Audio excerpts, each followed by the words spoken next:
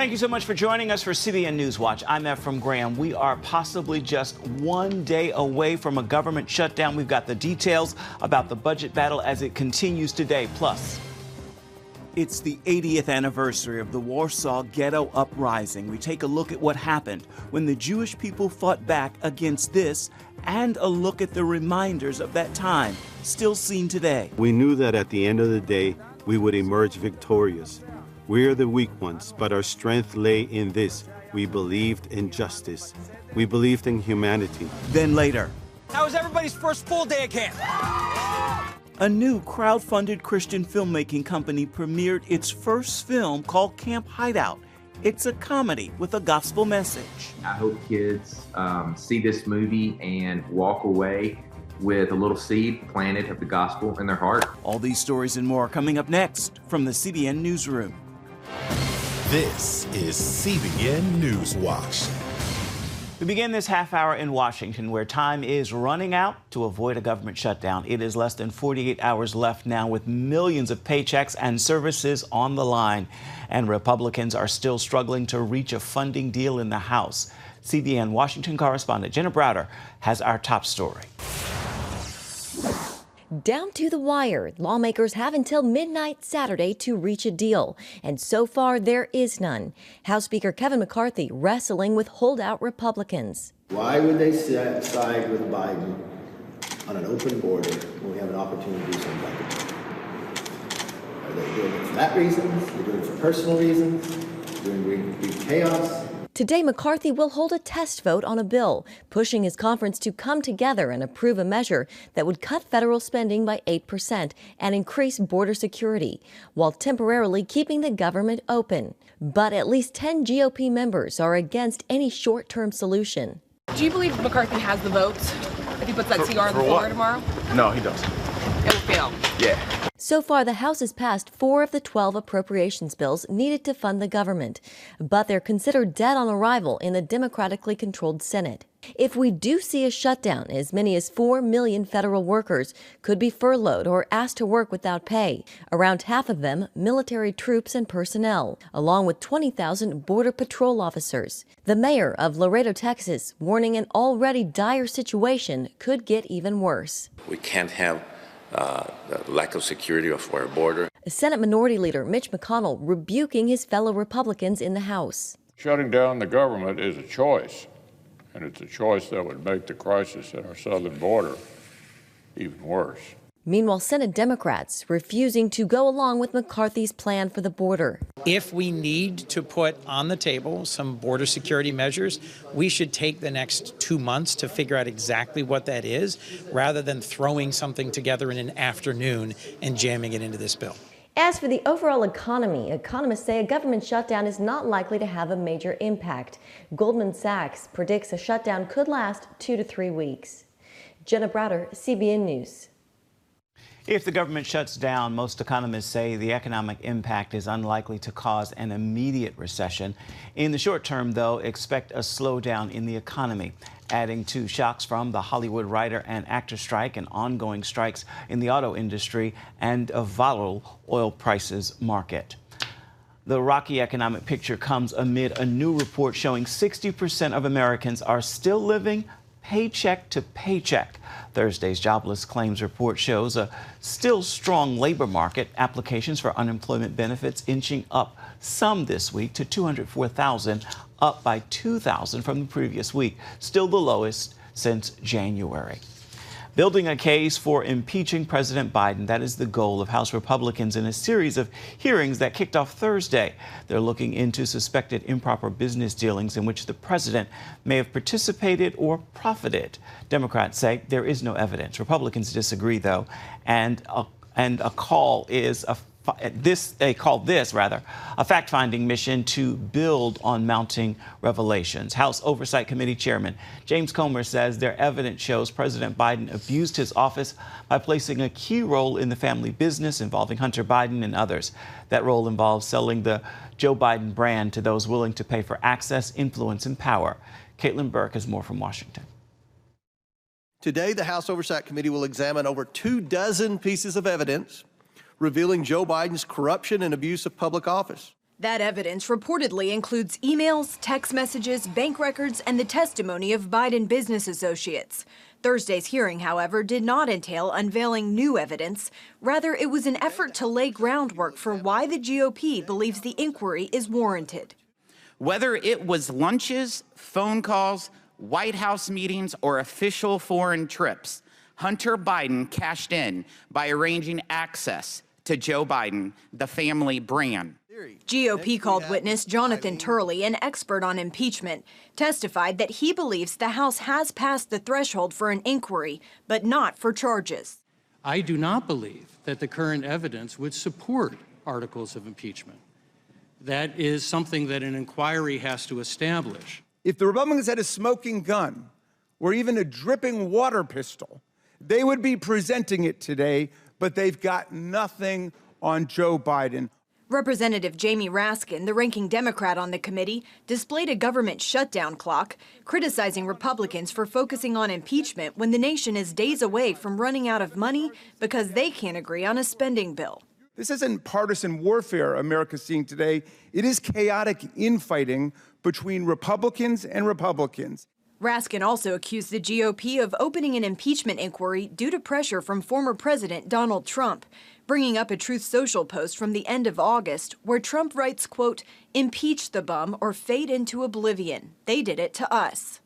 Of course, the standard for impeachment is not whether they did it to us, but whether the president committed treason or bribery or other high crimes and misdemeanors. But the Constitution's irrelevant to them. What counts is what Donald Trump wants. Caitlin Burke, CBN News, Washington. It is unclear whether House Speaker Kevin McCarthy could get the necessary support to pursue articles of impeachment against the president. Meanwhile, Senate Republicans warn there's no way the Democrat majority will have a trial if it makes it to the House. This year's Bring Your Bible to School Day kicks off on October 5th. The annual event is sponsored by Focus on the Family and started with the goal of letting children lead in sharing the gospel with their peers. It began with 8,000 students and grew to nearly 800,000 participants last year. The program manager for this year's event says he is hoping for more than 1 million students. You can read more on this story by visiting our website. That's cbnnews.com. Coming up, it's been 80 years since the Warsaw Ghetto Uprising. See what happened when the Jewish people fought back against the violence when we come back.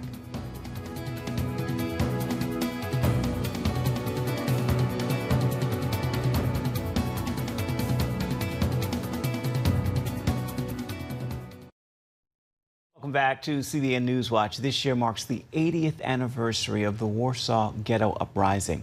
CBN Middle East correspondent Julie Stahl shows us the remnants of the ghetto and tells us what happened when the Jewish people stood up to fight.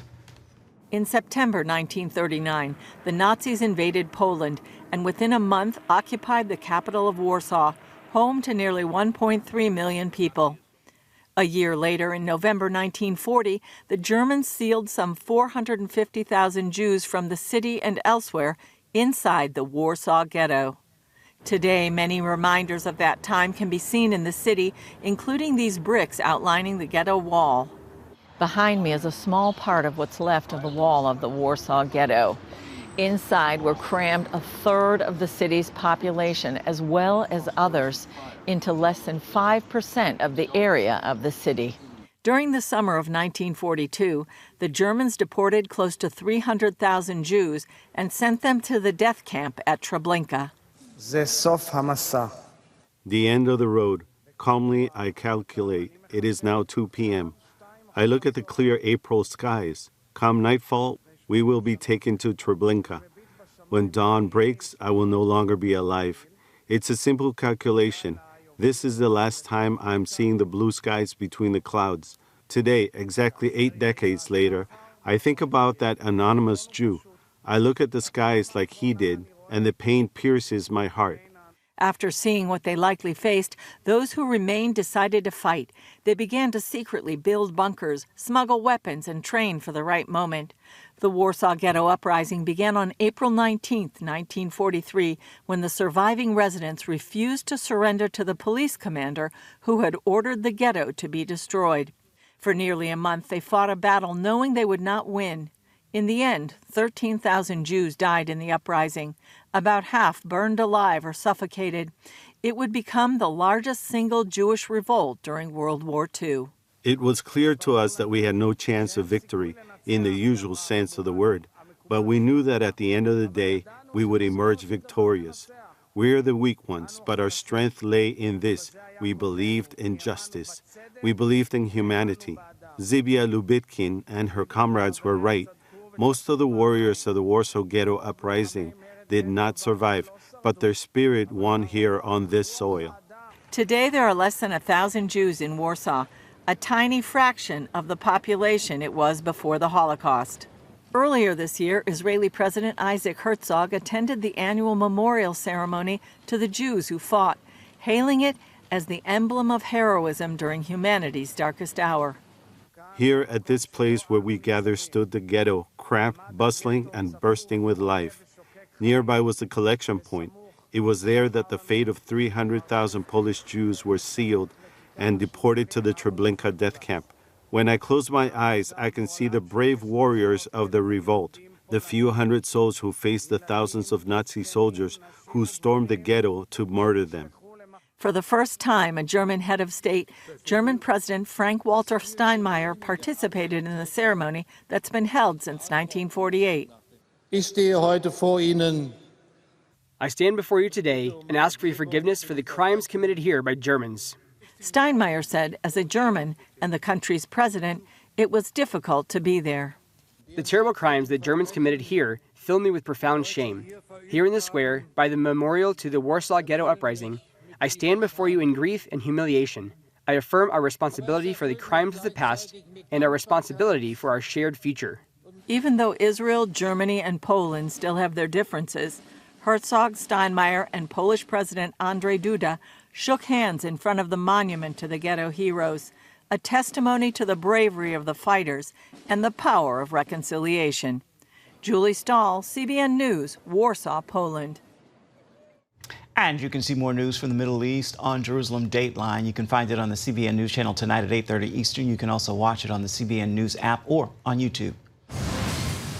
We're going to take you on an adventure through friendship and togetherness in the new film Camp Hideout. Stay with us. You're watching CBN Newswatch.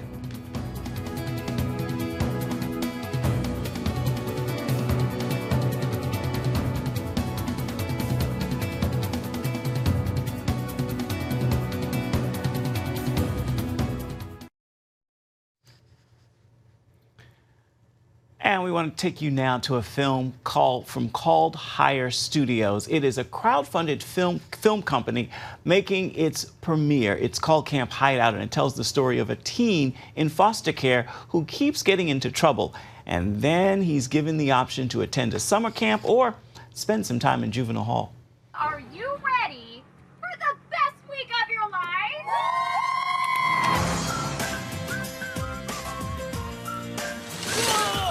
How was everybody's first full day of camp? This whole thing isn't really my scene. Let's begin with why this particular story for your company's first film out, Camp Hideout. We sent out a survey very early on why did you invest and what do you want to see through Called Higher Studios. And one of the biggest responses we got was that we want to go and make movies for the next generation. I'm Becky with a B. I'm Noah with a no. Oh, okay. This story shows that Noah, who's from the foster care system, really has some walls up because of experiences and things that have just, not gone right in his life. And it really shows the power of counselors and kids and how unconditional love and loving somebody just like Jesus told us to do can really break down walls and really turn somebody around. I do not have a crush. He's had a lot to overcome in his life. Stop that kid! A little punk! What was the process like? I can only imagine. I mean, you guys get a crowd-funded studio supported by Christians, and now you venture into actually making a film. How was this process? 6,000 people, you're going to have a lot of opinions and a lot of different things. We manage that well, and for the most part, everyone's on the same page. But it was a great experience because we try to keep everyone updated. We actually had some investors who visited us on set. There are multiple investors who are extras in the movie. Was fun, a great experience for us, and I think a wonderful experience for them. But it takes a long time and a lot of hands and a lot of effort. But together, we did a great job, in my opinion, and our investors were a huge part of that. Tell me about the casting for this film. It's pretty impressive for a first run. Yeah, we had some legends, come on set. Corbin Blue's been acting since he was a kid. Was a star of High School Musical and just a great soul. Christopher Lloyd, such a legend. Back to the Future. He was Uncle Fester in the Addams Family. And so, we were really blessed to have some great cast members. Last chance, blah, blah, blah, whatever. That juvenile delinquent has been nothing but trouble since he got here. What's your prayer for the project as it gets released? I hope kids see this movie and walk away with a little seed planted of the gospel in their heart, so that if it changes them just in a little way, that they can go out and put that into the world, whether that is they go to school the next day and someone's having a bad day or there's a bully, they choose to take a different path and action with them and show them unconditional love and the love of Jesus. And at the end of the day, I hope families just go to the theaters and have a wonderful family experience on a clean, ethical film that has faith values. And, I hope that we get a chance to send Hollywood a message that says, hey, this is what we want. This is the content that we want. Maybe a weird question. Which character in the film do you most identify with? Oh, wow. I'm definitely Noah. I say that because, I was saved at a church camp when I was 12 years old. Probably like most kids, I was a goofy kid that made some poor choices. But I had a lot of people in my life, whether it was counselors or coaches, that chose to pour into me for whatever reason. And so that has greatly impacted my life and changed my future. So I would definitely say that Noah and I are probably a lot alike. Knock it off! Sneaking in, contraband! You stole a magical video game from a bunch of gangsters? We're going to that camp, and we're going to get what's ours. When I get my hands on that kid. And so this story was really close to home for me because, I really made it for my kids. And I thought if I could make something for my kids that I would want to sit on the couch and watch, that hopefully other people will enjoy it too. You don't think some people are beyond help? What are you guys doing here? We're all here for you. The summer camp adventure, Camp Hideout, is in theaters right now. Be sure to check your local listings to find a theater near you. The new film, A Million Miles Away, is inspired by the true story of a man with tremendous strength and faith. His name is Jose Hernandez, and he always dreamed of being an astronaut since he was a little boy. That dream never left him, even while working as a migrant farmer. He relentlessly pursued his space dreams. He did it for years, even as NASA denied him admission, get this, 11 times. He shares why he never gave up. You really want it, but the thing I always tell people is when you select something that you're going after, make sure you enjoy the journey, because that's about 80-90% of your effort. And so I was enjoying the journey. All that being said, no one likes rejection. No. I don't like rejection. So on the 6th try, man, I was ready to throw in the towel. And you can listen to the full extended conversation with Jose Hernandez right now on Studio 5's new podcast. It's called Conversations from Studio 5. It's available on all major streaming platforms, including Apple Podcasts and Spotify. Stay with us. Your Friday Faithful is coming up next. Introducing a brand new way to start your morning. Get your daily quick start from CBN News. A quick read on the important news of the day delivered right to your inbox. Stay current on breaking news, politics, and entertainment. Discover how God is moving around the world and here at home. Plus, get exclusive stories and daily scripture encouragement just for you. Stay informed. Go to quickstart.news and subscribe today.